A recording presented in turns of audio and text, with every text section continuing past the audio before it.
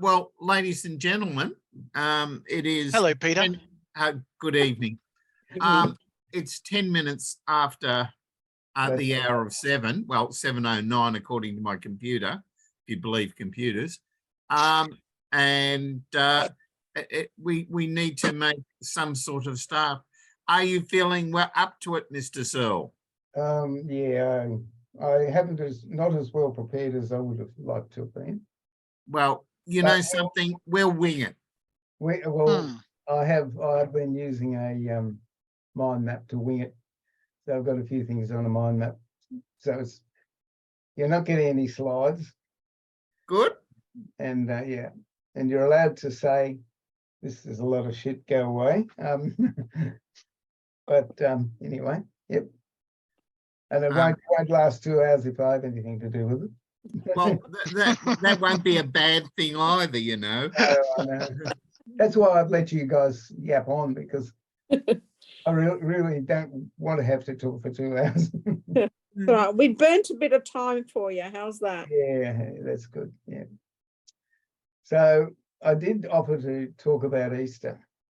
Now, there's a warning here that my belief system means that Easter is fairly important to me. So you could well disagree with what I have to say. You're allowed to argue and say whatever you like. I won't take umbrage. All right. So Easter is one of the two major festivals of the Christian calendar. The other being Christmas, and it's of the two, Christmas and Easter, that most people would consider that Easter is the most important of the festivals. But there's also it's also a festival that's important for another religion, which is Judaism. In fact, you can't really understand Easter unless you have an idea of what what Passover is. The Easter borrows, well, as Christianity does all over, it borrows heavily from Judaism, which is not surprising, seeing Jesus was a Jew, something that a lot of people forget. And the New Testament was largely about the Jewish world. It was indeed. Well, it is indeed. Mm-hmm. Yes. Jesus was, well, is a Jew. And, you know, when I grew up, I thought Jesus was Italian because that's how much religion was drummed into me. Well, that's right. It's something that the Catholic Church particularly is guilty of. It's either Irish or Italian. Some people think he's Irish. The interesting thing is that most of the art, particularly coming from Europe, depictions of Jesus, 99% of them probably not now, but at least was perhaps 50 years ago, 90% of our pictures of Jesus were of a white man. Well, he certainly wasn't a white man. He was Middle Eastern, without doubt. And anyway. Yeah, I was going to say it was probably Egyptian or something, but I didn't want to sort of cross the line. Oh, we actually have no idea. Yeah, true. Does anyone have a likeness at all? Or was something never ever done? It's interesting you mentioned that, because have you heard of the thing called the Shroud of Turin? I certainly have. Yeah. Well, the Shroud of Turin was until recently passed off as being a medieval fake. In fact, there'd been some tests done which showed it was a medieval age. That's under serious revision. because further evidence has shown a different age. Is it like the cloth that Jesus was meant to be wrapped in? That's right. Yeah.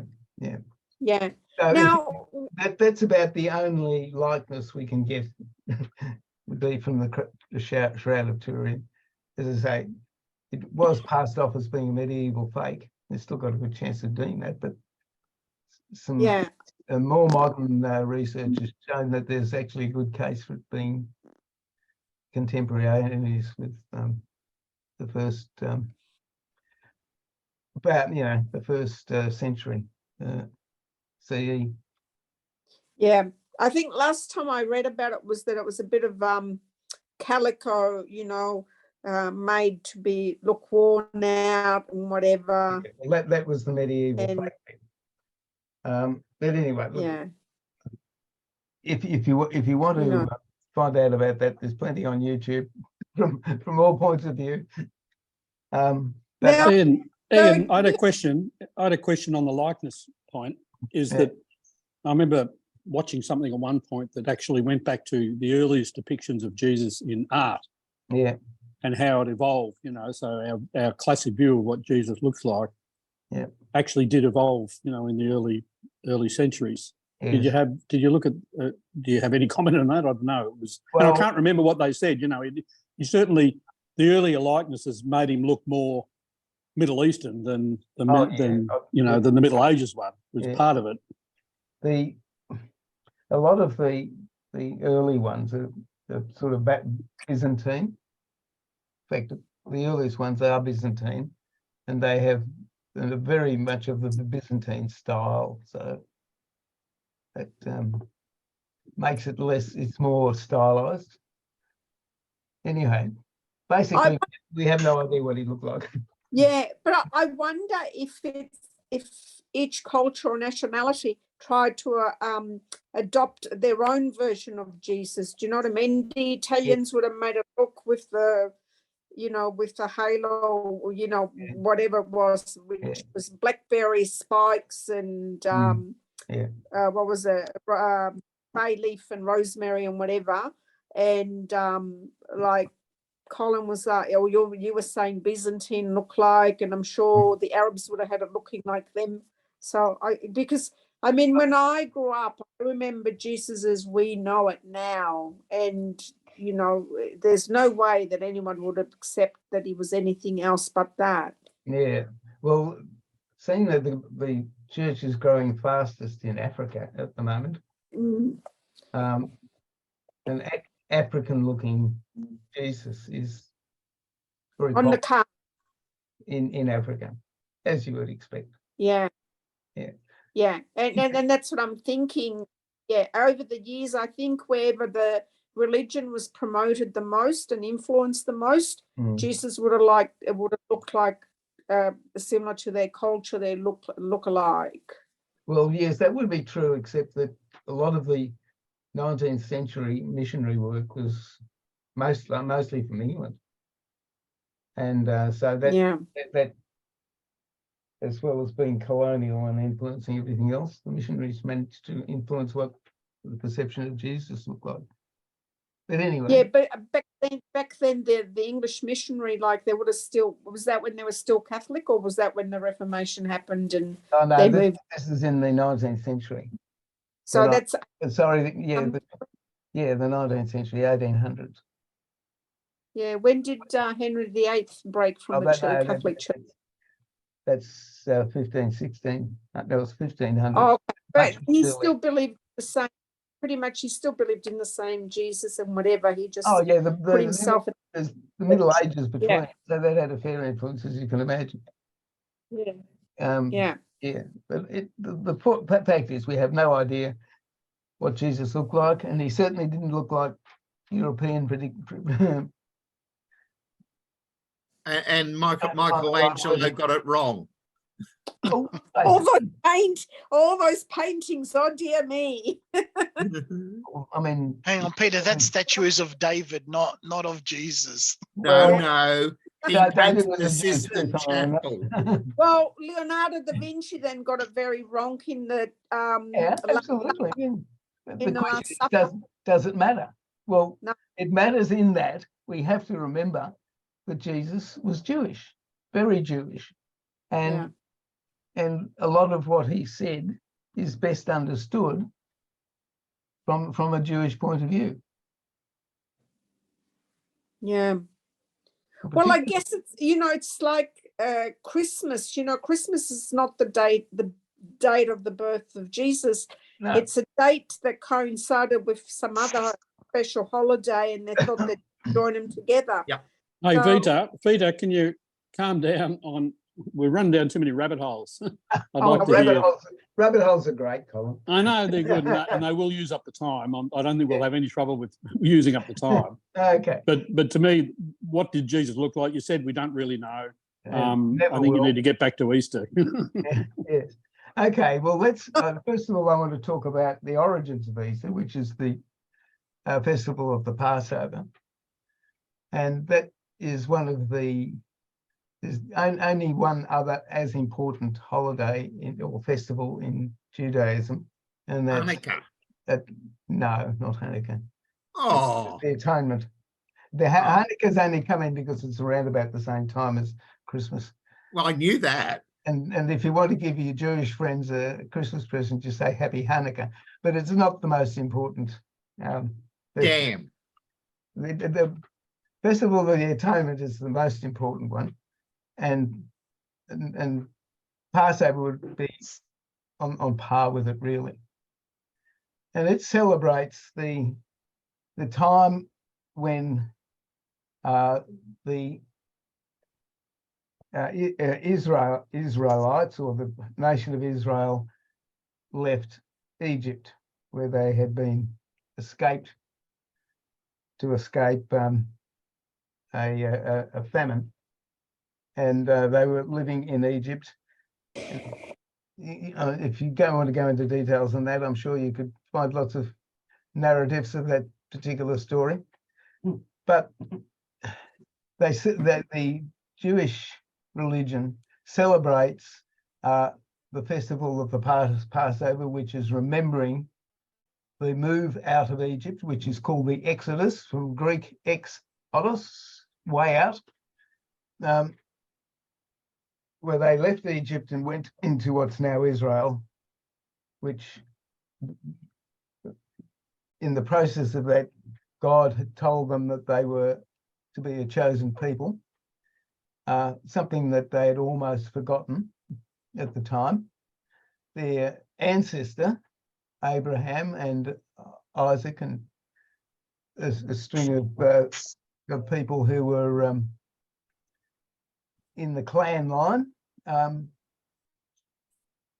they were all people who had a monotheistic belief, which, according to the Old Testament, had been given to them by God. And at the same time, and in the same narrative as their move out of the Promised Land, there's also a law, God's law, which was given to these people, which really, the law was the marking point that distinguished them as God's chosen people from other people. So they had a particular task, which was to spread knowledge of the one true God to all nations. Not that they did a very good job of it, but that was the task they were given. And the way of showing that they were different was by the observance of the law. And so every Passover, the people of the Jewish faith have a Passover festival.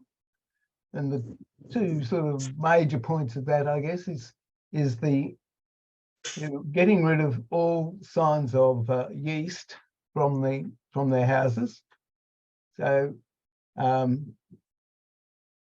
they remove yeast because yeast is a symbol of sinfulness. They get rid of yeast. They have unleavened bread, which is sort of like a bread that doesn't rise, doesn't have any yeast in it. And they also sacrifice and eat a lamb. Now, that's sort of two important symbols as part of the Passover festival. And that's also important in the Easter story as well. Now, another part of the Jewish belief is the belief in the Messiah. In one of the very early books, the book of Deuteronomy, God says to Moses that there will be another prophet like unto himself who will come in the future. And that theme is repeated in many parts of the Old Testament, particularly the prophets, which you will remember, of course, Isaiah, Jeremiah, Daniel, Malachi, Zechariah, among others. And also, this theme is also mentioned in Genesis and in Deuteronomy and in the Psalms. So they're all those parts of the Old Testament are drawn on heavily by Christians, particularly at Easter.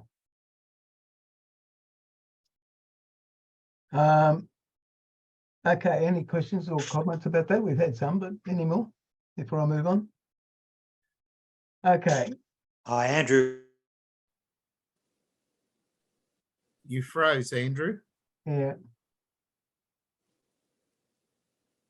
While he's on unfreezing, I'll ask a question. Can you just summarise the timing again? Like when does Passover, because it was all part of the story about Jesus coming into Jerusalem around Passover, wasn't that? Yes, that's correct. That's why they're linked. So yes, they are. The calendars are slightly different.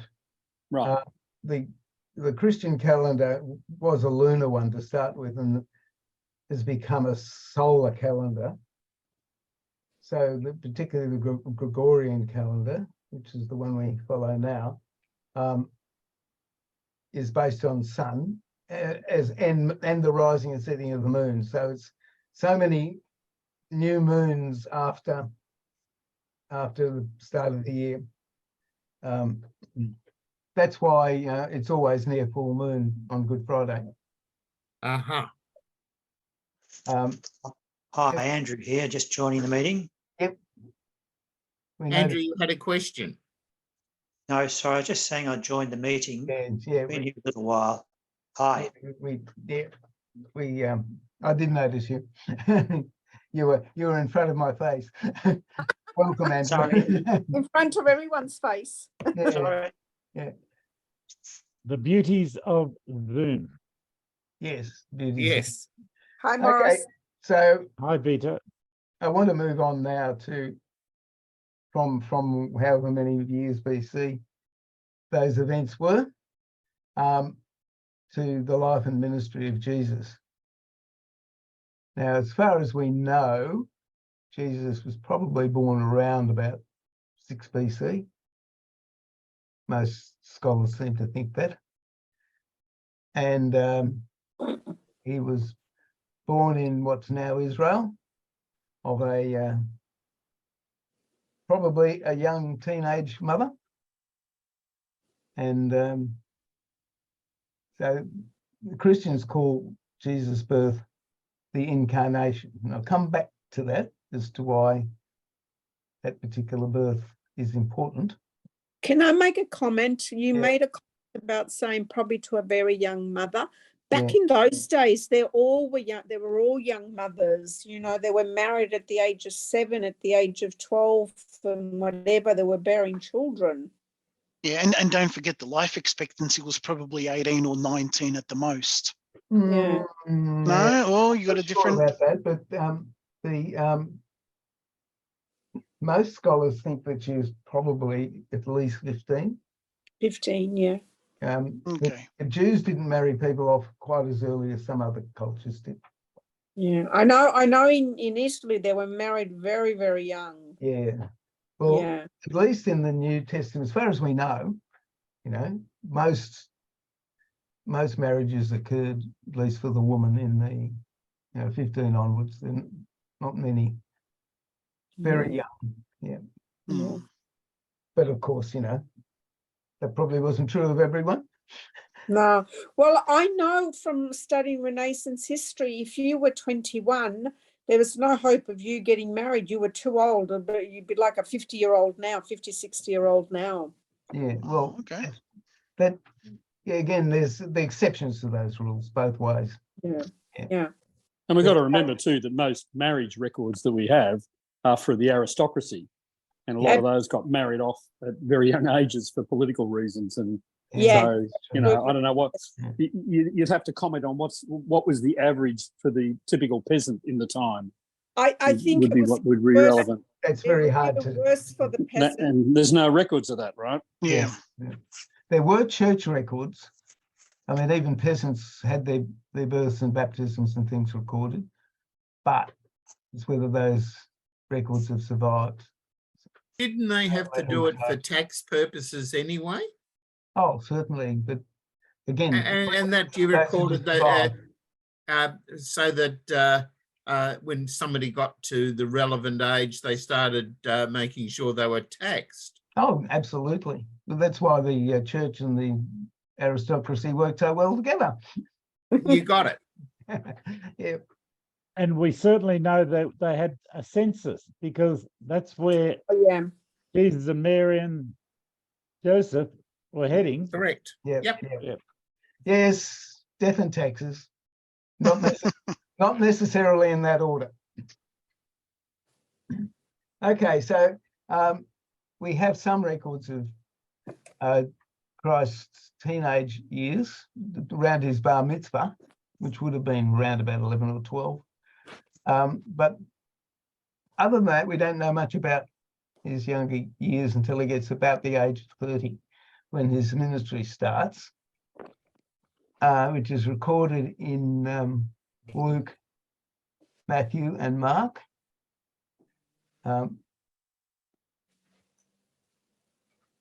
Jesus' birth is only recorded in Luke and Matthew. It's not recorded in Mark or John, and nothing about Jesus's younger years is recorded in John.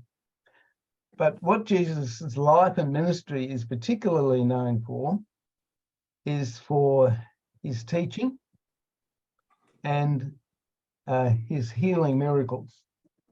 So I want to mainly concentrate on the teaching, because that's connected up with Easter much more than the healing miracles. And this is something that's probably not so important, so popular these days. But the first preaching we have of Jesus that we have a record of is Jesus calling people to repent from their sins, because the kingdom of heaven is at hand. Now, people these days don't like to think about sin, but it's pretty hard to miss when you go through the New Testament. So the first thing Jesus talks about is repentance from sin. In fact, I know of somebody who caused a scandal in a Protestant church not so long ago, when he asked the congregation, what's the definition of a Christian? And his definition was a repentant sinner. And some people who should have known better were very offended by that. But Jesus would certainly have agreed with that. Repentance was the first thing he mentioned, which then brings us along to the ethical teaching. You probably heard of the Sermon on the Mount, where Jesus lays out his ethical teaching. If you want to read it, it's in Matthew. It's recorded in Luke as well, but most often read from Matthew chapters 5, 6, and 7. It's also about relationships with God. So in the Sermon on the Mount.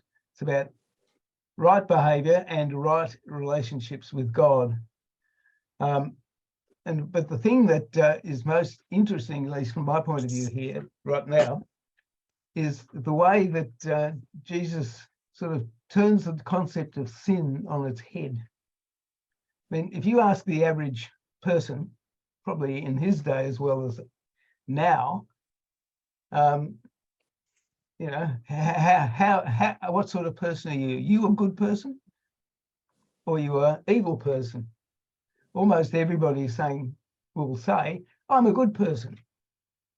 Isn't that the ego talking there, Ian? Quite possibly, but I think if you went down the street and brought the subject up with somebody in the shopping centre, you'd almost, you know, I'm a good person, you know. There's not going to be too many people that turn around and say I'm pure evil or whatever the Well, case may no, be. no. Not initially anyway. No, not until the conversation develops. Yes. But if you read the last part of the chapter 5 in Matthew, when Jesus is talking about what's good behaviour, you might have to think again. Just for example, right, you have heard that it was said, you shall not commit adultery. But I tell you that anyone who looks at a woman lustfully has already committed with adultery with her in his heart. It's a fairly high standard. I mean, you may not have committed adultery, but not too many people have not thought about it. Now, I'm going to pick that this theme up again later when I actually get into the meaning of Easter, because it sort of tips the normal concepts of our society pretty much on its head. The other thing that the writers of the New Testament are pretty much at pains to bring out about Jesus' teaching is his claims of divinity. And particularly this is true of John.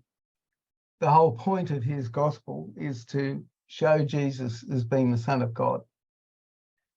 That's where the doctrine of the Trinity comes from, you may have heard of.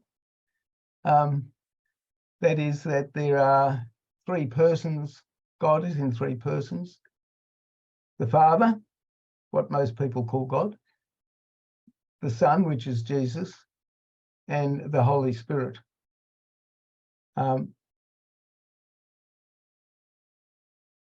So who is this third person? It's not a person. It is a person. Theologically, if you're Orthodox, you would describe as a person. Three persons, one God in three persons.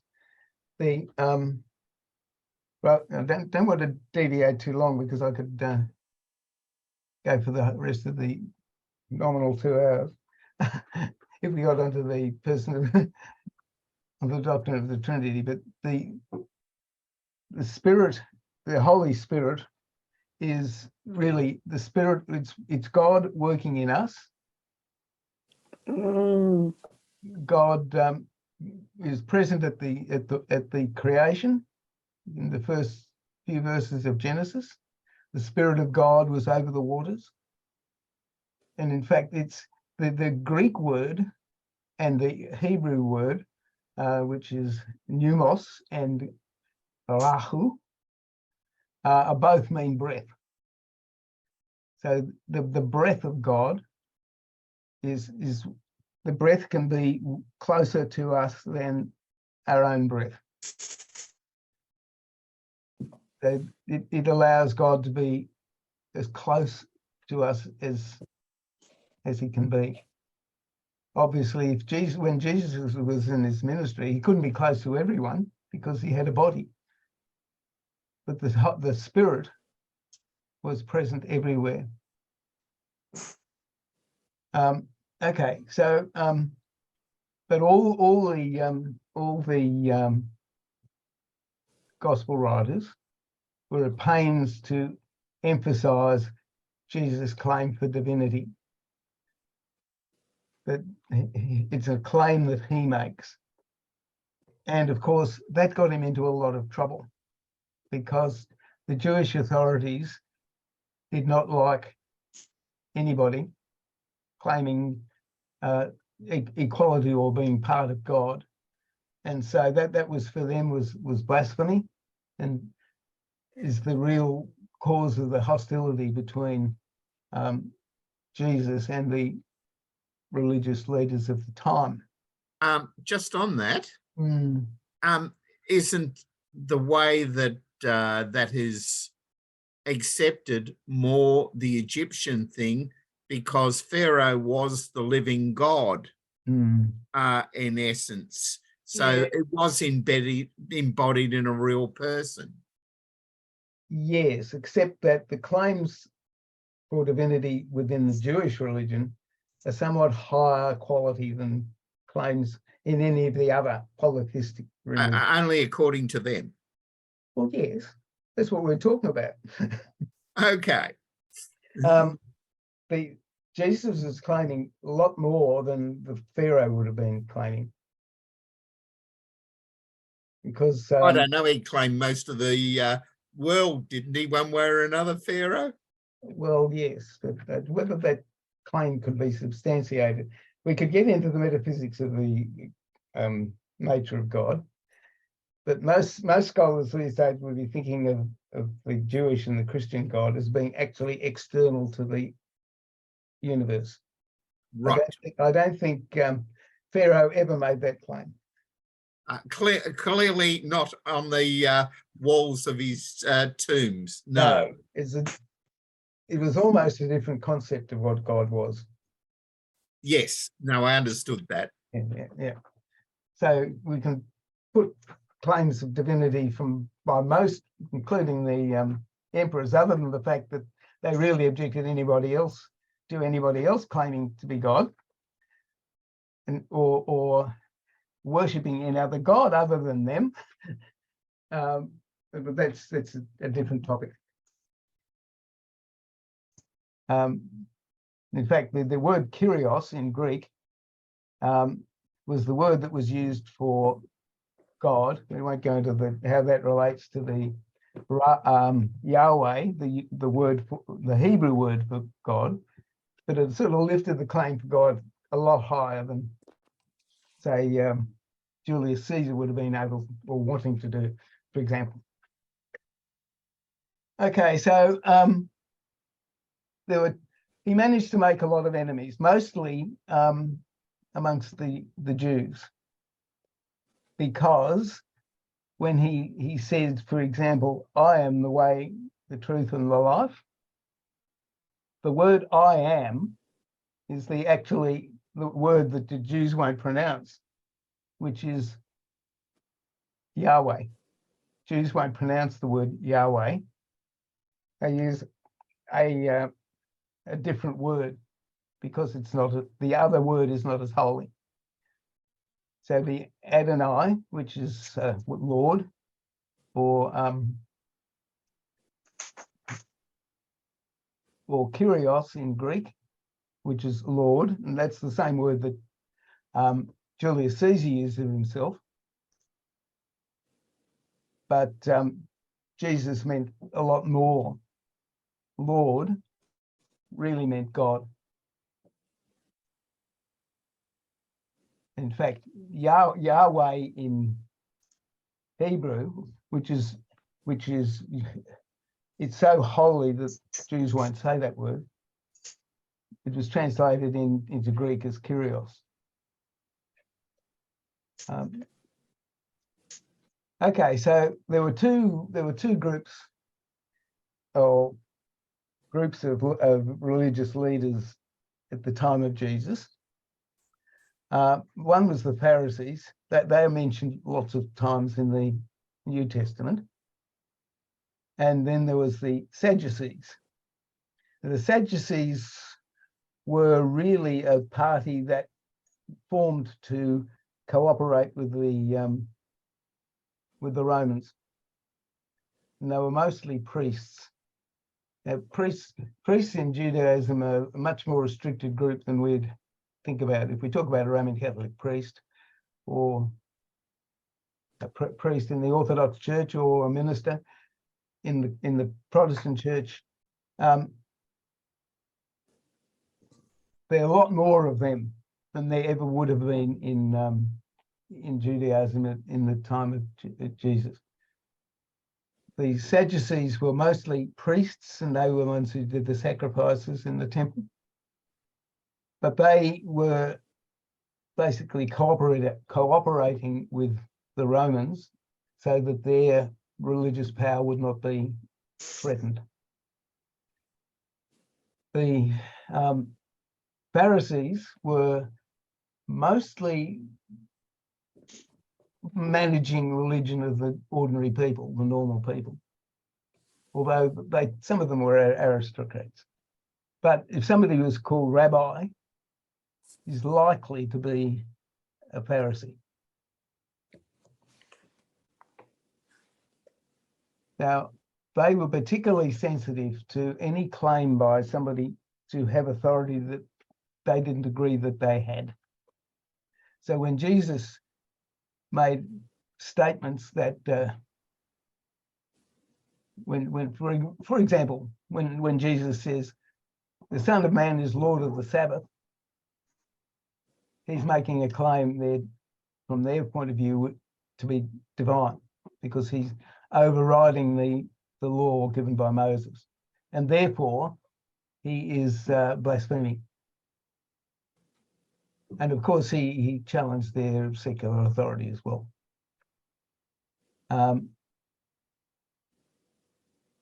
So there are two things that they had against Jesus. First of all was his claims for divinity, and secondly, his to them lack of observance of Moses' law. There are reasons why that might have been a problem, mainly because particularly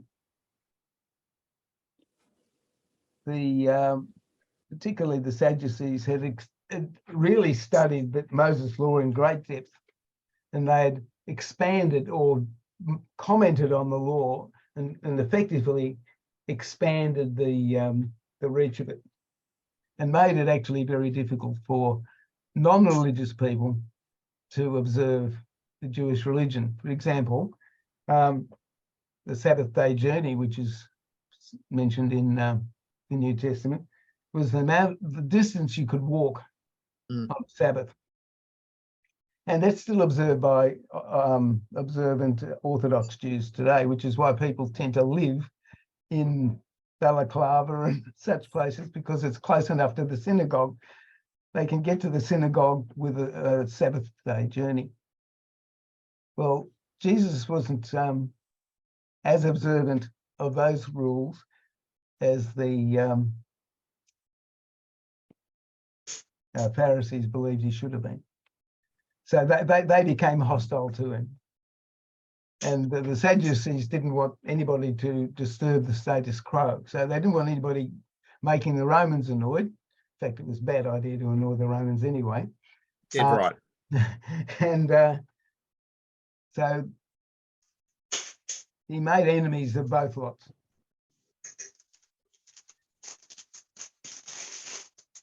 So with that background, we come to the week before Easter. In fact, if the story of the Gospels build up the tension. In fact, if you want to get the feel of this, none of the Gospels are particularly long. You can do a Mark in a sitting easily. Matthew and Luke are a bit longer, but you can do them in a sitting or two. And then you get the feel of how this tension is building up towards the end of Jesus' ministry. In fact, most of the length of the Gospels is in the last week. The early part of his ministry, the record is quite short. As you get on towards Easter, the detail becomes more. So in the week before Easter, you can feel this tension, and particularly as Jesus does, as all good Jews would do at the Passover time, they go to Jerusalem. It was a requirement of all Jewish males to go to Jerusalem during the time of Passover.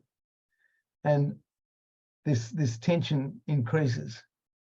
And it's clear that, in fact, it's said a lot particularly in John, that as Jesus is going towards Jerusalem, only a 2 or 3 day journey from Galilee, but the Pharisees particularly are planning to kill him, to get rid of him.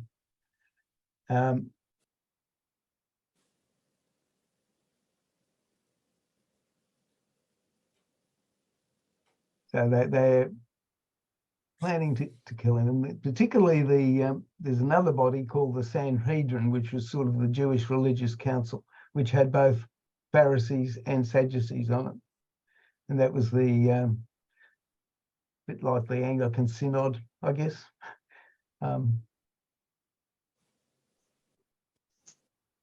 And the Romans weren't particularly involved at this stage until the Sanhedrin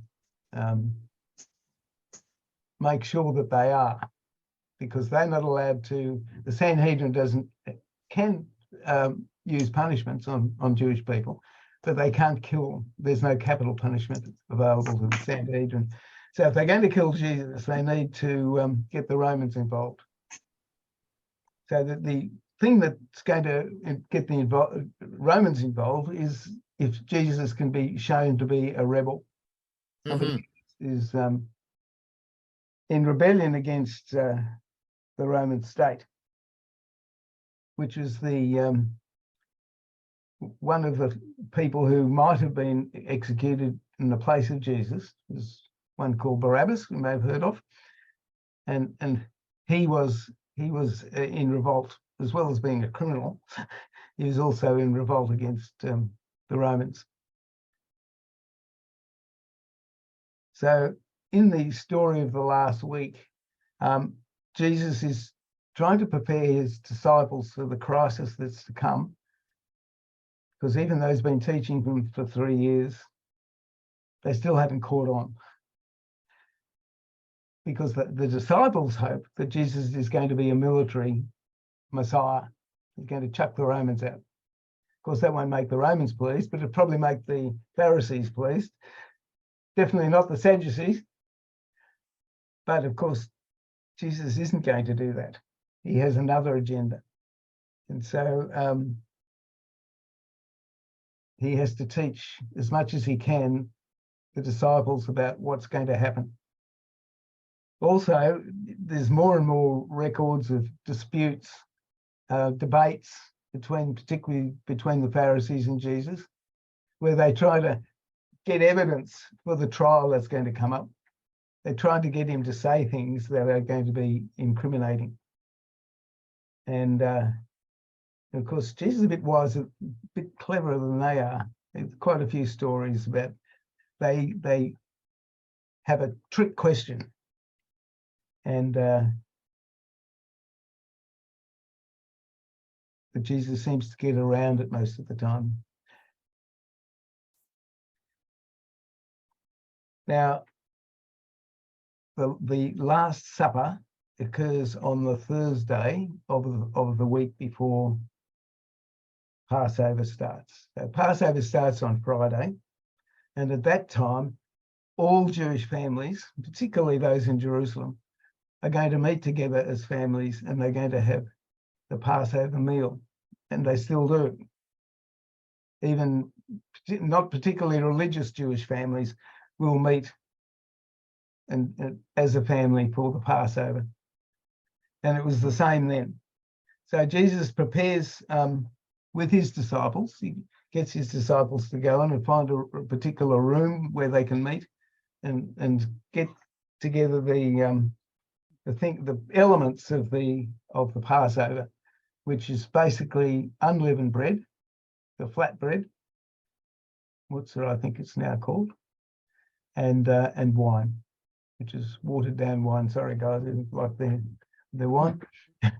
It was watered down wine.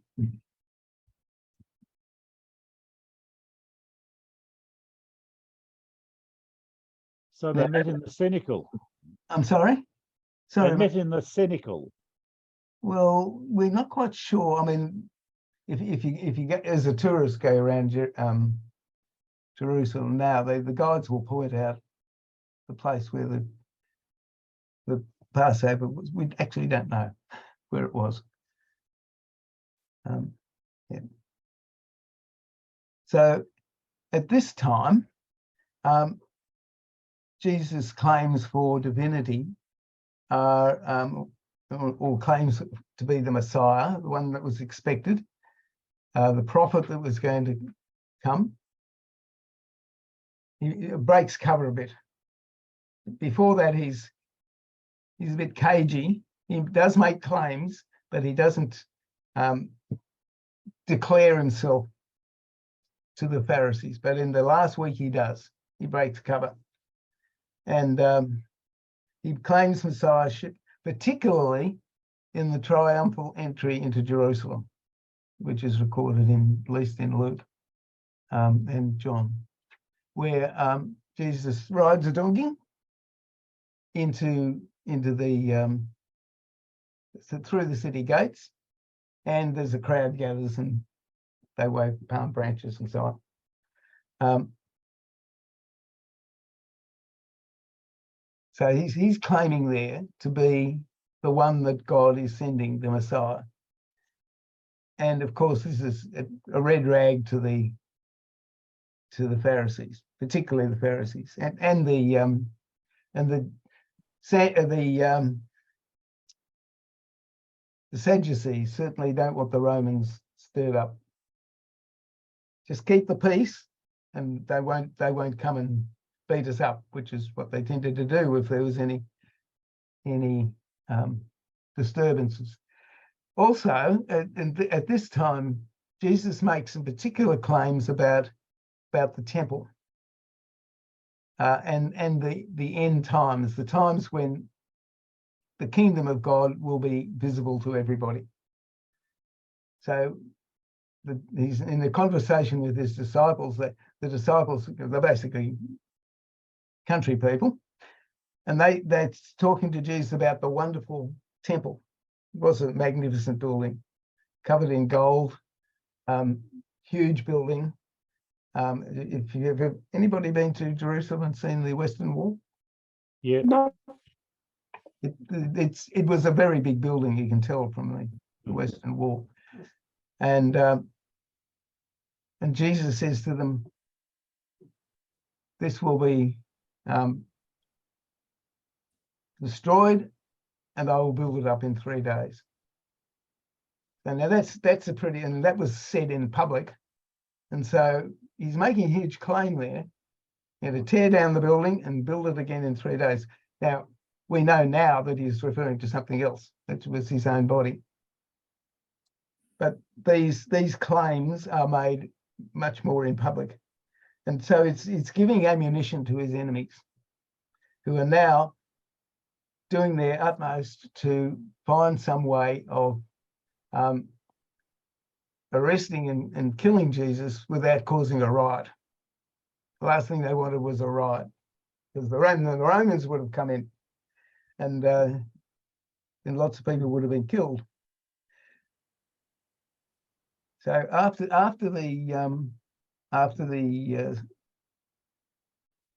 sharing of the Passover meal, he and his disciples go into a garden just outside the city walls, and he then prays. And Luke records that he prays so fervently that sweat like drops of blood run down his face. So he's asking, please God, do I have to go through with this crucifixion? If there's any way I could avoid it, please, but nevertheless, I'll be obedient to you.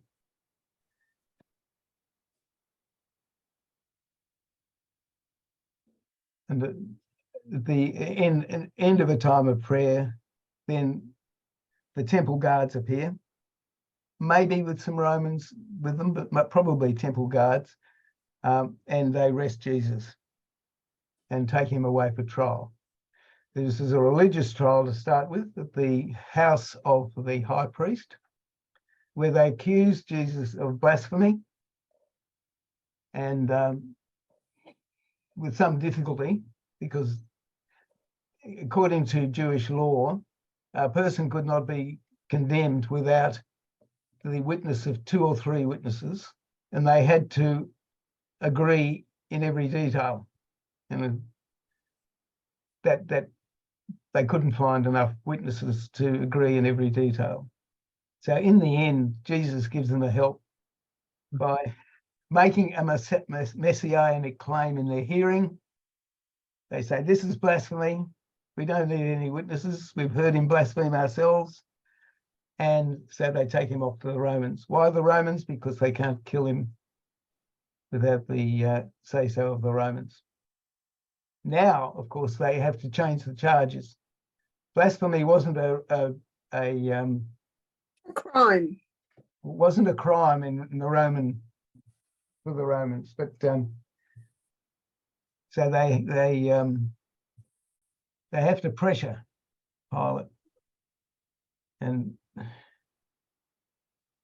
because of this pressure and the fact that Pilate gives way to it, Pilate has been often regarded as being a weak person, but secular history doesn't indicate that Pilate was a weak person. Particularly Josephus, who's a Jewish historian who was at this stage on the side of the Romans. There's plenty of evidence that Pilate was a competent administrator, but nevertheless, in this case, he does give way to the pressure that's applied, and he does agree that Jesus should be crucified.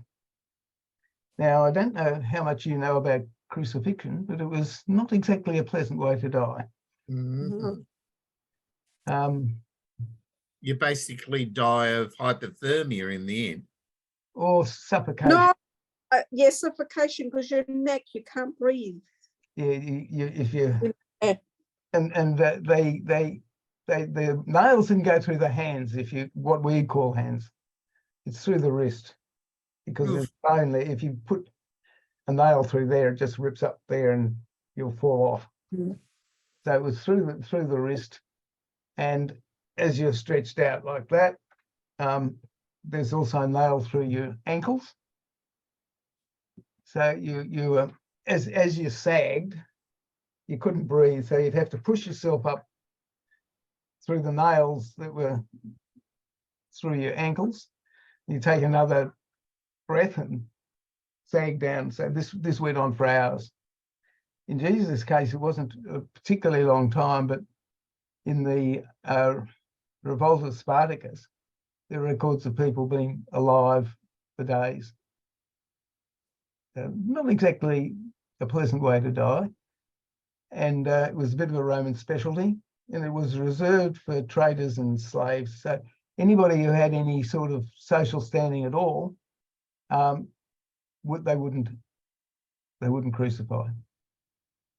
But particularly enemies of the state and slaves, of course, slaves weren't persons in Roman law, so you could do anything you liked to them, and crucifixion was one. In Jesus' case, he's there probably about 3 hours, from 9 o'clock till 12 o'clock. But as I say, in other cases, it went on for days.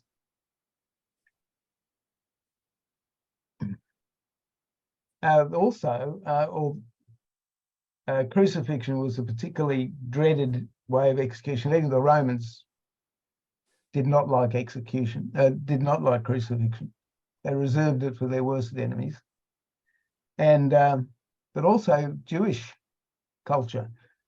There's a quote in, I think it's Deuteronomy, which says, "Cursed is the man who hangs on a tree." So not only were you executed, but you're also cursed by God if you were crucified or hung, lynched. So what the society is doing is taking this this rebel blasphemer, and they're giving him the worst treatment they possibly could in order to remove any good reputation he might have had, because he's obviously an evil person, because he's given a traitor's death and he's hung on a tree.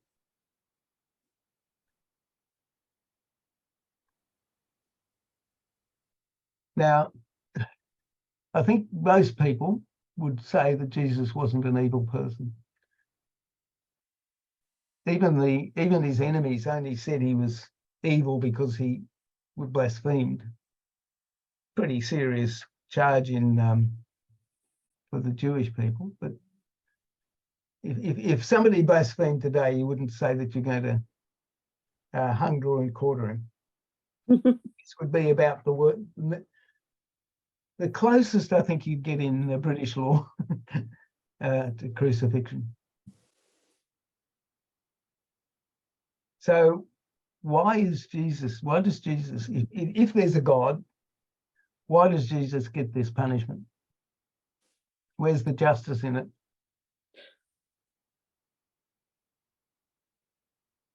So Are you asking us, or are you preparing to give you the answer? No, you can answer it if you like, but it was a rhetorical question. Yeah, sure. So surely this is a triumph of evil over good. And this is a case of injustice. In injustice, a person is punished for a sin he didn't commit, for a crime he didn't commit. So why is Jesus treated this way? So this is one question that Christian apologists have had many answers for over the time. It's particularly a question that's raised by Jewish Orthodox and faithful Jews. How could Jesus be the Messiah if he was given this sort of death? He couldn't have been this. He couldn't have been the Messiah, because the Messiah would be triumphant and he wouldn't be given this sort of death. If you look at explanations that Christians have given over the years, and I'm certainly not going to go into detail, or we would be here for 2 hours. One is that Jesus' crucifixion is an example of bravery, somebody who is prepared to suffer whatever consequences his righteousness affords to him. So people often don't like people who are firm in their beliefs. Particularly dictatorships don't like people who are firm in their beliefs.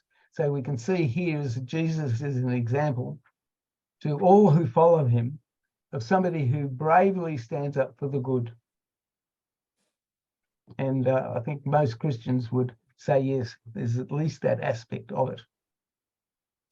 However, there's another belief in Christian theology, which really takes you right back to the original Passover, where a lamb was sacrificed.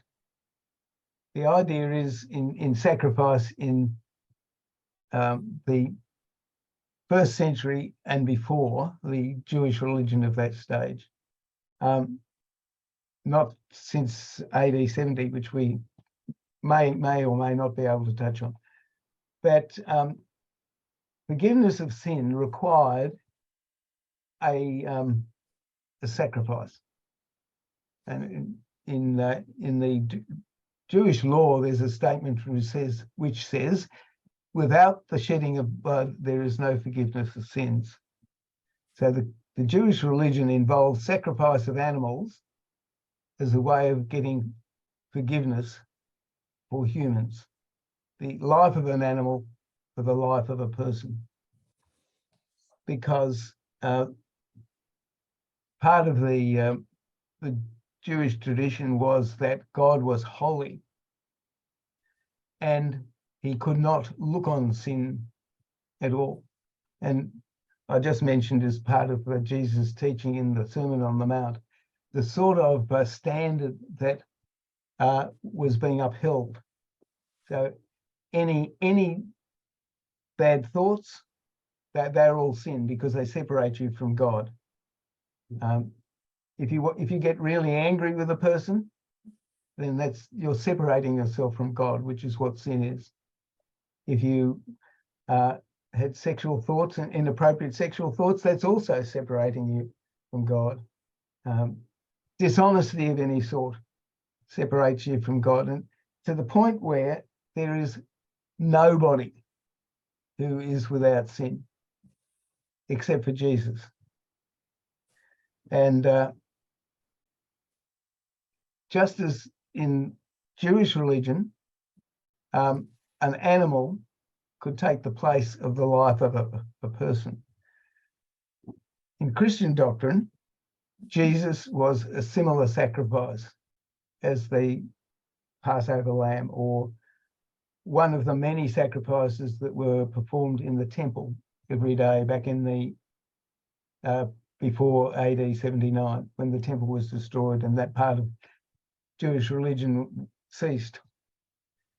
So nobody could be right with God without his sins being paid for by a sacrifice. And Jesus himself talks about himself as being the Lamb of God. Now, as soon as the word says the Lamb of God, they think about the Passover lamb. And he's saying, I'm the person who will take the place of the sinner. Mm. I will pay the price for the sin of the sinners, and the person who repents can have their sins forgiven because of the sacrifice of Christ.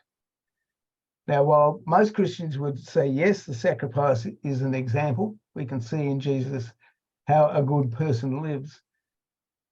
The major meaning that's drawn from Christians is that Christ is a sacrifice given by God so that sins, the price of sins, can be paid.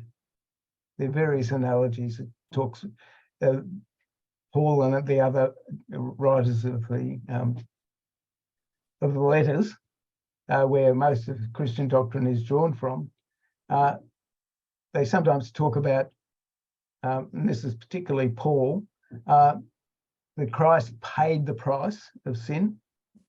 So the price that normally would have been taken by God because a person is performed a sin, and that's everybody. One is, or it's like an animal sacrifice. The blood of Christ is shed for sinners. They're the two major analogies that are used when the apostles are talking about Christ's sacrifice. Yeah, because in a Catholic church, you often hear, he died for our sins and is seated on the right side of the Father.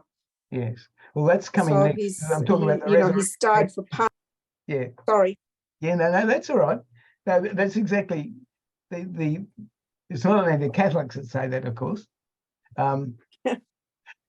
Protestant theology is pretty strong on that as well. Yeah. That Jesus takes our place instead of us dying because we're sinners. Christ died in our place. Okay, so if we come to Saturday evening, because he died on the Friday and he was buried and he was in the grave for the whole of Saturday, but on Sunday morning, a group of women go to anoint his body.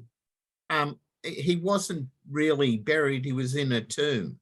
Well, yes, okay. We mean buried. We will include the term buried to be laid to rest in a tomb. Okay. Okay, so but no, that was how people were buried. They kind of, but no, I thought in the both the Muslim and the Jewish religion, people had to be buried because the corpse started rotting within several hours because of the heat. Well, that is true, but if you read John's Gospel and the story of Lazarus, in fact, that is mentioned because Lazarus was laid in a tomb, and his sister, Jesus wants to ask them to roll a stone away from the grave, and his sister says, "Well, he's been there 4 days. He's going to stink." So, we'll just, for the purposes of tonight, we'll include burial in a tomb as being burial. Okay. Yeah. Now, where was I? Oh yes, Sunday morning. Mary, his mother, and Mary Magdalene, and several of other women disciples of Jesus go to the tomb so that they can anoint him with ointments and things. That was the custom for dressing people for burial. They couldn't do it on Friday because Jesus wasn't laid to rest till just before nightfall. The Sabbath starts on nightfall, so they weren't able to do anything on the Sabbath. So the first crack of dawn is when the Sabbath finishes at sundown, but they weren't able to go in the dark. They didn't have electric light those days. So the first crack of dawn, they're there so that they can anoint Jesus' body. And according to the Gospels, they find he's not there. And sometime later, he appears to those women in bodily form, not as a ghost, but as a person with flesh and blood. He's been dead for, well, the way the Jews count it is 3 days. We wouldn't count it as 3 days. And he's risen again. This is known as the resurrection. And there are a number of stories or accounts, narrations of Jesus appearing to his disciples. In fact, one of Paul's letters, I think it's Galatians, which actually lists Jesus' appearances at one occasion to 500 people. Now, what's the resurrection? What's this claim for the resurrection about? Well, first of all, if Jesus had died and buried and like the rest of us, he couldn't say that he had triumphed over evil. Evil, in fact, would have triumphed over good in that case. The fact that the claim that Jesus rose again reverses the triumph of evil over good to good over evil. It means then that death is not the end of it. It's an assurance to us also that our end is not the end of our current bodies. So Jesus is victorious over evil. He can claim his what he claims before as to be the Messiah, the Son of God, and who's one who is victorious over evil. So that's the main narrative of Easter. It was an hour and 20 minutes. It's been brilliant. Gone longer than I expected. No. Well, they do say, didn't he? He died and he's risen and he's seated on the right side of the Father. Well, the right just means it's a way of saying he's in the 2 IC's position. Oh, second in charge. Okay. So it isn't necessarily literally on the right-hand side. That would have Okay. been understood. That, Well, you know why I took a right side of the father, because the left side is always associated in Roman Catholicism. The left-hand side is always associated with the devil and hell. You know, if you were a left-hander, when I went to school and when my dad went to school, if you were a left-hander, you got belted to death, and then you were the son or the child of the devil. yes, I'm not sure that that's part of the official Catholic doctrine, though. There's lots of things I that don't know, but said in that's what Catholic was education and practiced by they're not those- actually part of the Catholic doctrine. No, that was what was practiced by those brothers where they taught my father. But anyway, yeah, they discourage anyone writing with the left hand. I don't know why. No, but my brother, who was left-handed, suffered the same problem in public schools. So Oh dear, I thought it was just an Italian thing. No. no. No. Well, many of us suffer from Well- being left-handed. Well, Yeah, it's in I Greek mean, culture as well. Left-handed is not a good idea. Yeah. No, but I mean, initially I could associate it with, you know, strong Catholicism ruled by the church, blah, blah, blah. But what was the thinking in Australia? They were a bit more open-minded here, I'm assuming. Well, not when I was at school. Yes, my brother, who was actually quite ambidextrous, but he by preference wrote with his left hand. Yeah. He got into a lot of strife. Yeah. But mainly, I think you know those dreadful inkwells and things they had. Yeah, that If- happened to my If you wrote with dad. your left hand, you tended to smudge your work. Yes. Well, that's what my dad said. And they used to make him write with his right hand. And because he had no coordination with the right hand, he'd spill the inkwell altogether. Yes. It is. Well, He Anyway, I think the point is that writing left-handed is not actually official Catholic doctrine, no matter what the brothers and the sisters said. There are lots of things said that were not Catholic doctrine. I know it's not, all right, and it's not Catholic doctrine, but it's something practiced all over the certainly world. Certainly practice. There's a lot about Catholic practices, not a Catholic doctrine. No, but why? Why is that? I could never understand it. Centuries of tradition. Tradition, a bad tradition. Okay. Yes. Ian, you made the point that Jesus was killed for not really a crime, but for claiming to be the Messiah, and that was what they tried and found him guilty of and executed him and all that. Yeah. But if it wasn't for either the Jews or the Romans or them working together, or not even complicit together, but the sequence of events that happened during that week, we wouldn't have this what's called the greatest story ever told, would we?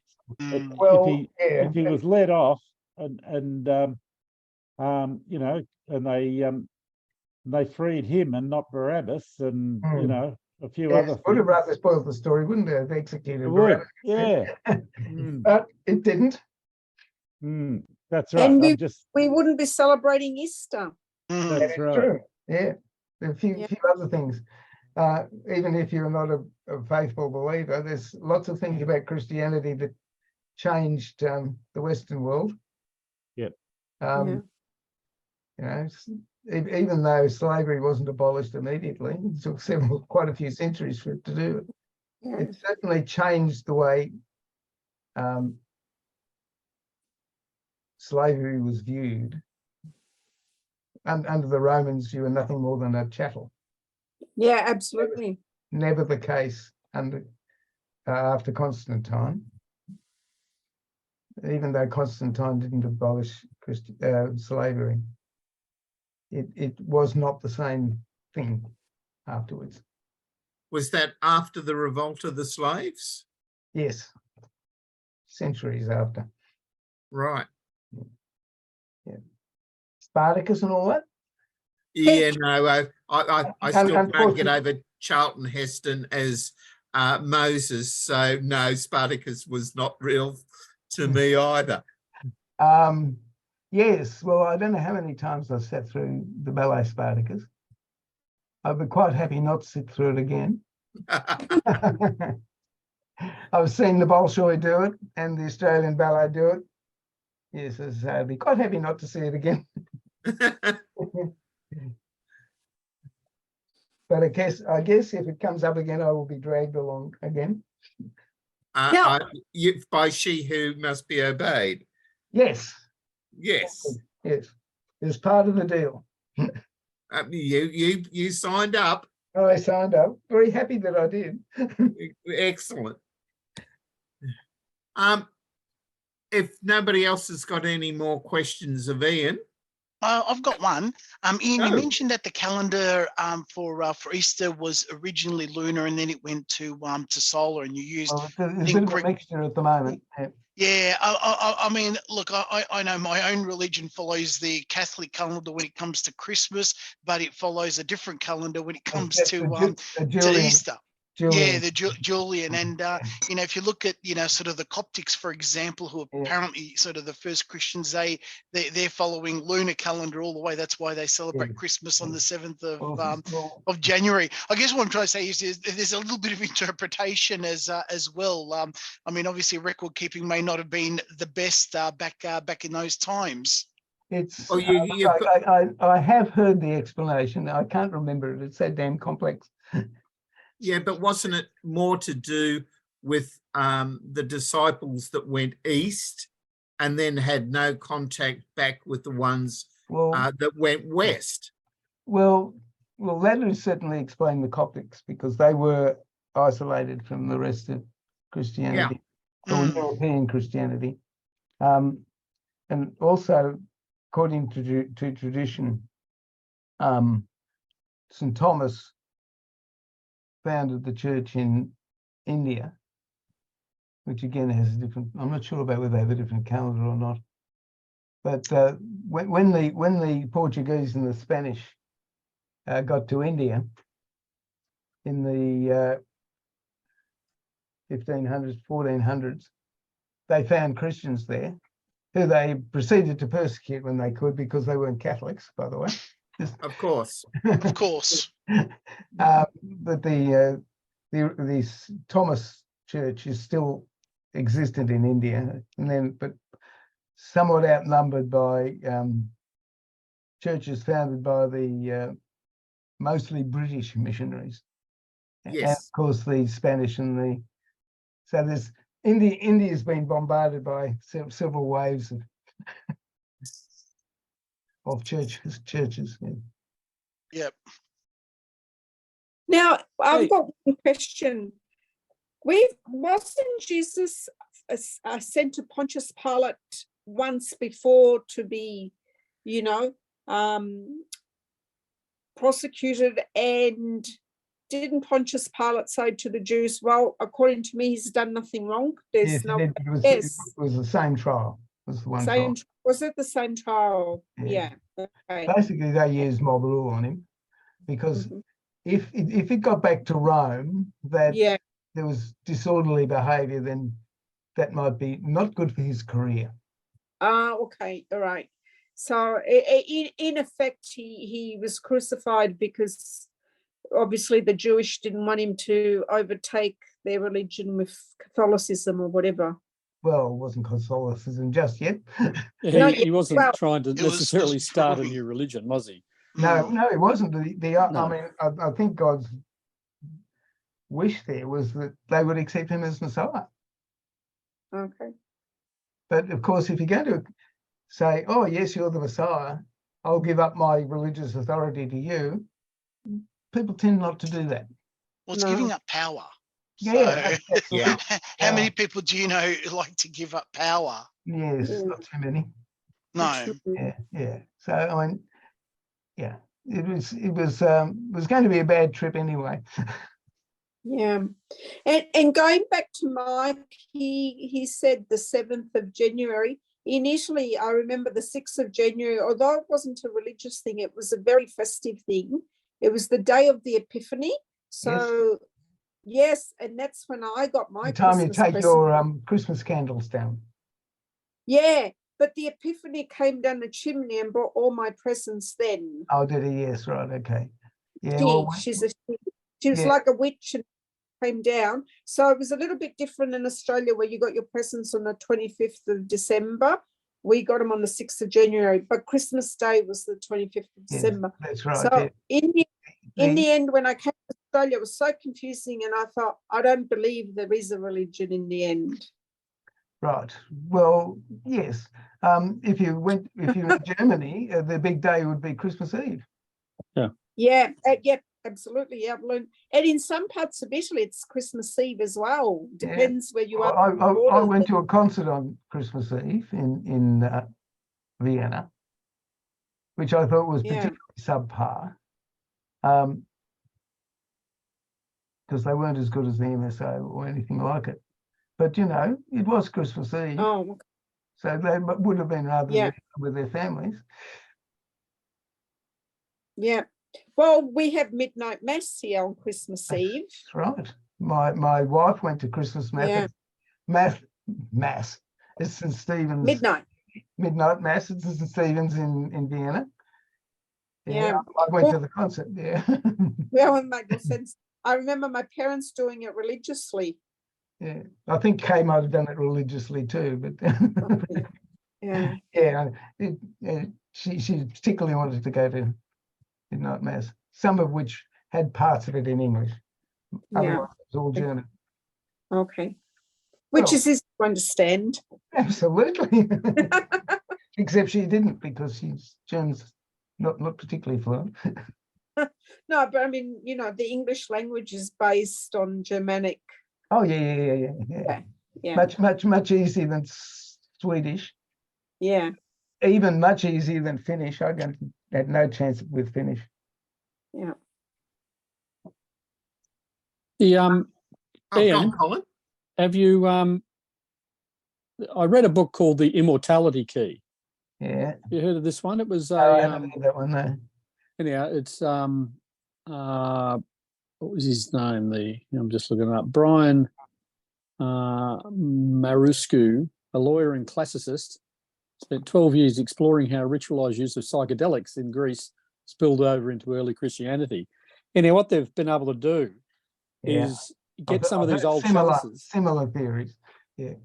Well, there is evidence for the theories. That's what I was going to ask you about, yeah, because a lot of the early chalices that they've been able, part of the problem in investigating this topic is that how do you actually get any real evidence of the actual psychedelics? And fortunately, in early Christianity, the use of the chalice and the wine, there is residue in those chalices that they've been able to subsequently analyse and found that they do indeed contain psychedelics. Okay. If you find me a chalice dating back to the 1st century, Well, I don't know how I'll be far most they date impressed, back, but because there are lots but- of these yeah. theories float around, and when you actually scrape through the evidence, there's some problems. anyhow, this guy scraped through the evidence, Yeah. absolutely, and he wasn't out to test. He was looking at the earliest use of Psychedelics. not just psychedelics but other things in beer making, and the Yeah, Greeks were yeah. spreading beer making around the Yeah. world, around into Spain, and he was collecting things from Greek. And in fact, the area in Nazareth was actually a Greek. The Greeks actually developed that as a wine growing region. Yeah, it's probably more on the other side of the Sea of Galilee. There's the area called the Decapolis, Right. which was a Greek area, more than the more than the western side. Anyhow, it was sort of interesting in terms of the role of wine in the whole ritual. And anyhow, they've found evidence that you can deny if you like, but they've actually done not at all. they've actually done analyses of the remnants of, Hmm. and they've got to get goblets right. And it just so happens that It's a lot of the Christians have been pretty good at keeping their old chalices, whereas try and get an old goblet from the Viking era. It's a little bit harder, but obviously the British Museum won't let them out. But apparently, in those early days, the wine was so crap that they used to put all sorts of pharmaceuticals in it, herbs and additives, mostly water, but yeah, in the wine. If you look at the letters of Peter and some of the letters of particularly the pastoral letters of Paul, you can see that was quite early, before 79 AD, which is the fall of Jerusalem. It's the fall of Jerusalem's a marker, because it's whether that event gets recorded in the literature of the time. So it allows you to say whether something was before or after the fall of Jerusalem in 79. Right. So very early, you find John and Peter and Paul all warning people about false prophets, false teachers. The worst of which was the Gnostics, which became much more powerful in the 2nd and 3rd century. So they were people who called themselves Christians, but that were at some variance to Orthodox Christian practice. So now one possible explanation would be that some of the Gnostic groups were using psychedelics. We don't know, of course, because we don't know whether the particular goblets were Gnostic or Christian or whatever. Yeah. But anyhow, just the Orthodox teaching would have been quite opposed to. They weren't opposed to the use of alcohol, but they were opposed to intemperate use of. They were particularly strong against the intemperate use of alcohol. So I suspect the Orthodox Christians may not be so anxious about psychedelics. I wonder if they all went to mass to get high. It's well, part of the argument in this book is that there was clearly playing a role, and so you've got to look at what role could it play. It could be playing some role in which groups was that role being played in. Well, it's the problem that in the early, you're talking about that 1st century of the new millennium. There's so few records other than what the Romans wrote, and they didn't write much about this. That's why there's quite a lot of Roman stuff, histories. Josephus, when he was Jewish, Roman Jewish, and he's a pretty useful source. There's also Tacitus, Suetonius. They all have some mentions of that. They're the contemporary. So there was quite a bit of contemporary literature. Yeah, but I think you're referring to references to Jesus and Josephus. I think is Joseph is the only one that seems to have actually made mention of someone that you could point to as being Jesus. The Suetonius and Tacitus and somebody else whose name slips. They were making comments about Christians more than Jesus. Right. Although one of them, I think it was Suetonius. Anyway, he's got quite a whack about. It's obviously 3rd or 4th hand about Jesus and that he'd been crucified. So there are contemporary records. So and I'm sure the Romans were not averse to using psychotics and sorts of things. Oh, well, that's part of this guy's argument, is that everyone was using that stuff, and it was very hard to brew beer, for example, without getting, you get this form of yeast, ergot, that grows in it that ends up being psychedelic. And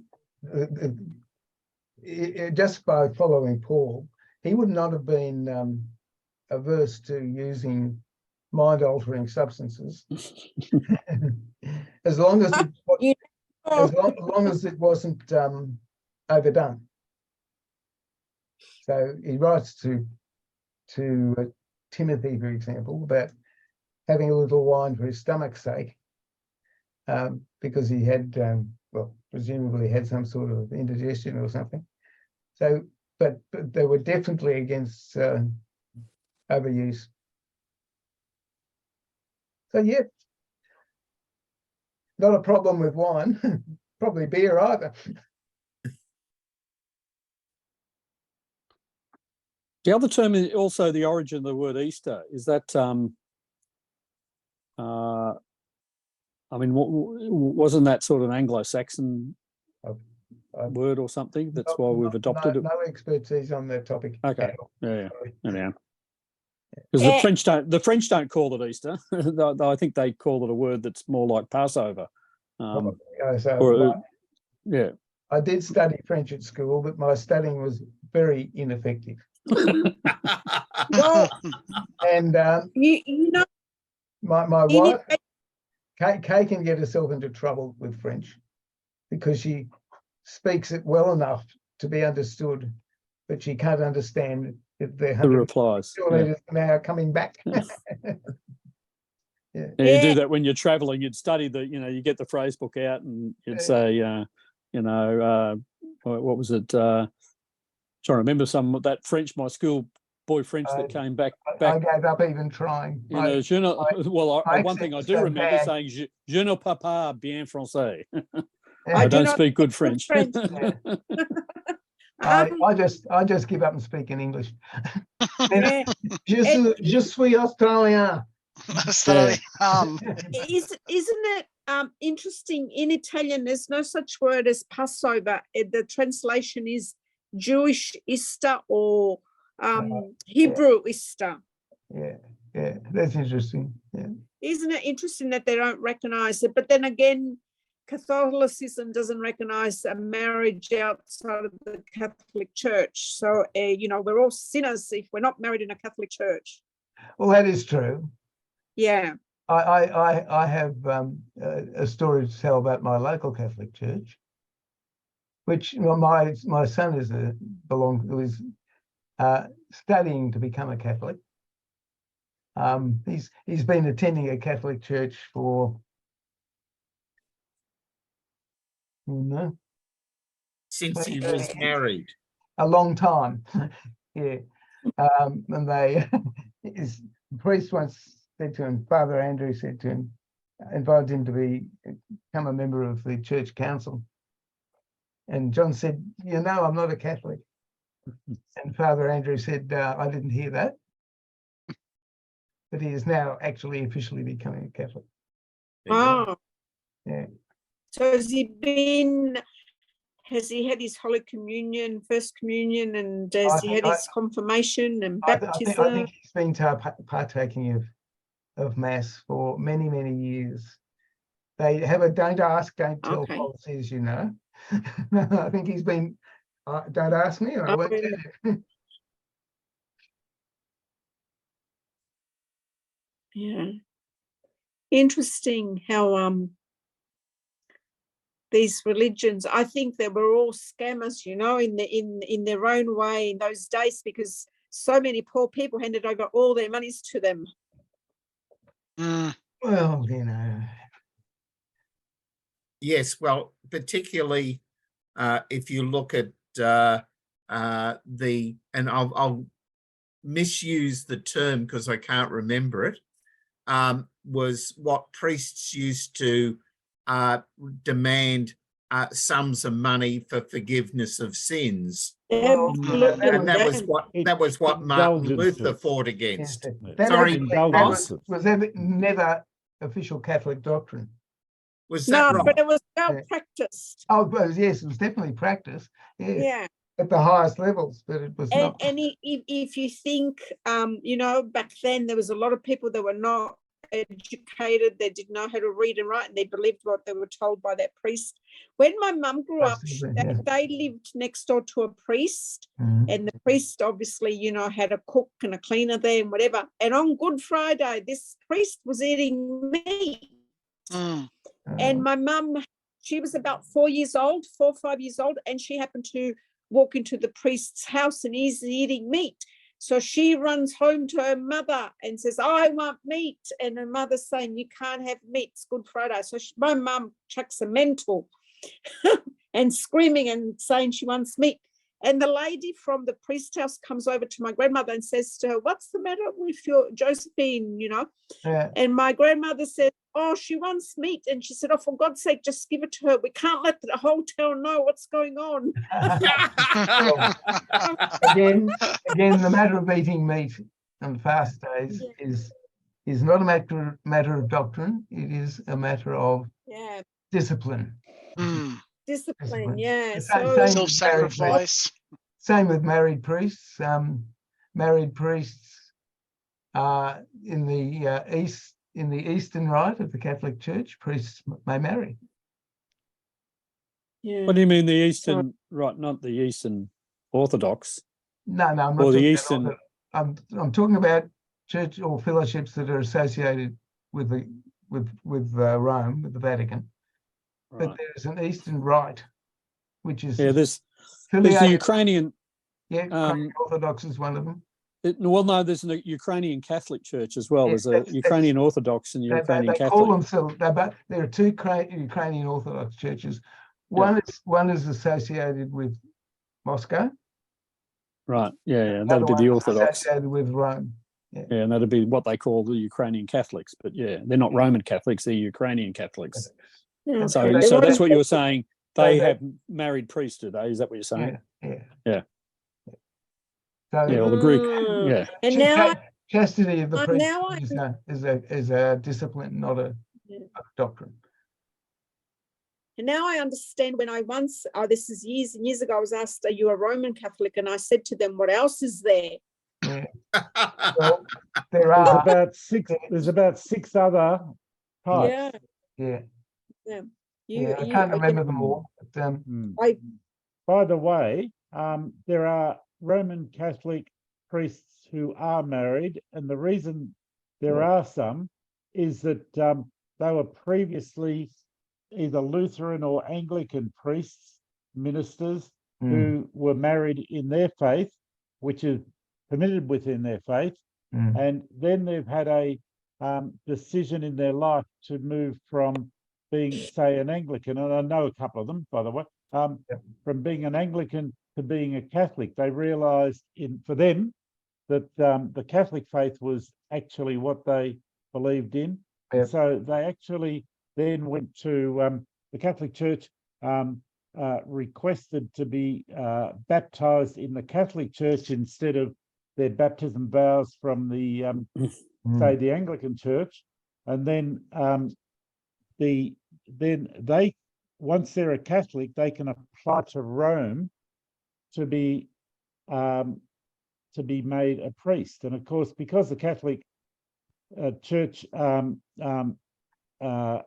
respects and honors and the marriage and doesn't want a marriage put asunder, they've got a special exemption clause there for those priests who are already married. Sorry, those people who are already married from the Anglican Church. They can apply and can be accepted as priests with a new ordination by the Catholic Church, and they become Catholic priests practicing, and there's some in Melbourne. Yep. Actually, since Vatican II, I'm not sure about before Vatican II, but rebaptism wasn't required. The Catholic Church recognises baptisms from. There's a list of Protestant churches. Most of the Protestant churches in Australia, the infant baptism is recognised by the Catholics. Well, I can tell you, I know that the Catholic baptism is accepted by the Greek Orthodox. That's why I didn't have to go through, that that, you know, what's that, My Big Fat Greek Wedding, where, you know, the guy has to get baptized. Well, I didn't have Yep. to do that because Georgia managed to dig up my Catholic baptismal certificate from the parish priest in Maui, you know. So Well, that was acceptable. My son is facing this particular difficulty because when he was baptized as in the Congregational Church back in '69, and the Congregational Church didn't issue baptism certificates at that time. Oh, right. I was going to say they don't exist anymore. The certificates don't. Yeah. Who keeps the records? The Catholics But are good at keeping the parish records. Yeah. They would have had a record of him in church yeah. books, wouldn't they? Yeah, but finding them would be interesting. There would So- have been what's called. So where did the great Congregational law. Church, where did that end up? Wasn't that one of Part the of the mergers? Uniting Church. It was part of the Uniting Church, yeah. So God knows what's happened to all the records. Well, exactly. Anyway, Oh, at that stage, we did check up on everybody we knew, and one who'd been keeping the records, and they weren't issued at that stage. There you go. We did baptize people. Actually, Peter, do you remember Charles Balnaves in Petroleum, BHP Yes, I do. Petroleum? Yep. You know, he's a parish priest now. Is that right? Yeah, he was married with a child, but and I think he was always a Catholic, but his wife passed away, and in his retirement, he became a deacon, and now he's a parish priest. Uh-huh. a Catholic parish priest? Sorry? A Catholic one? A Yes. Catholic? Yeah. What was his name? Charles Balnaves. He was like the senior most petroleum engineer in BHP. Yeah, met the man a Um, couple of times. Yeah, he was a really nice guy. And that project that I was on for Jerry Moffat for some years, he was one of the directors of that program. So really nice guy. And yeah, I caught up with him. I don't know, I'm trying to remember. It must have been pre-pandemic, probably 2019. Yeah, so he's got a parish down Geelong way. So I mean, you know, the church is having trouble getting enough priests, so they can't afford to be fussy, right? I'll be back in a minute, folks. Anyone will do, right, Colin? Well, yeah, it's like, you know, in the day they'd have strict rules about this. They just can't afford to anymore. So yeah. Well, while we've got a brief intermission, you're right for next month, Colin? Oh, what am I going to talk about next month? I did. Now, you know, Colin, that's up to you, my friend. This is a hard act to follow. I think I was part of pushing Ian under the bus last time. So Yes, you were, but you volunteered the next month. Okay, rightio. Good. Okay. The land of free choice, Peter, hey? Yeah. There is no free Colin. choice here, Moz. No, You for get Colin, dobbed. for his topic. No, for his topic. Dig out that book on immortality, Key. We'll have a trip down psychedelic lane.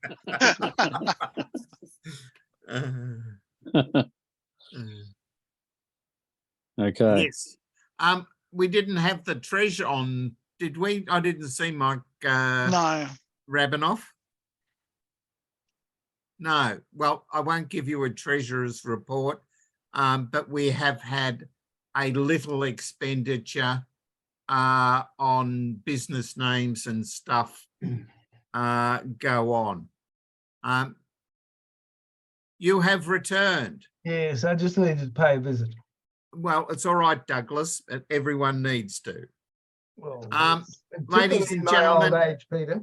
I have similar issues, Ian. Oh, very I good. do I'm glad not I'm feel you are alone. on your own. Ever since my disease, my habits have changed, Yes. and not for the better, I would have thought. But Yes, never indeed. mind. Yes. Um, You wouldn't like to as- hear my backache, would you?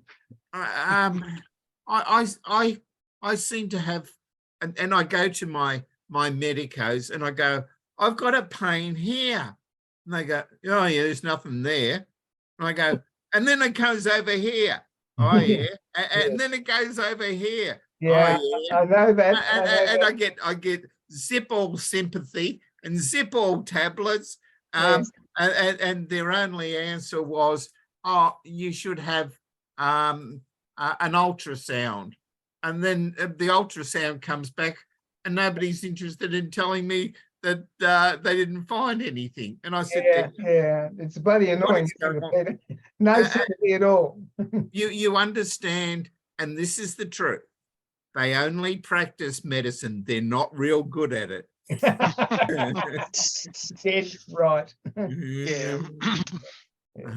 All right, ladies and gentlemen, as 6 minutes to 9, and given I can't give you a treasurer's report, and I want to thank Ian for truly, mate, truly, an enlightening conversation tonight. I have learnt more than I ever did at church, in Sunday school, or talking to almost anyone else.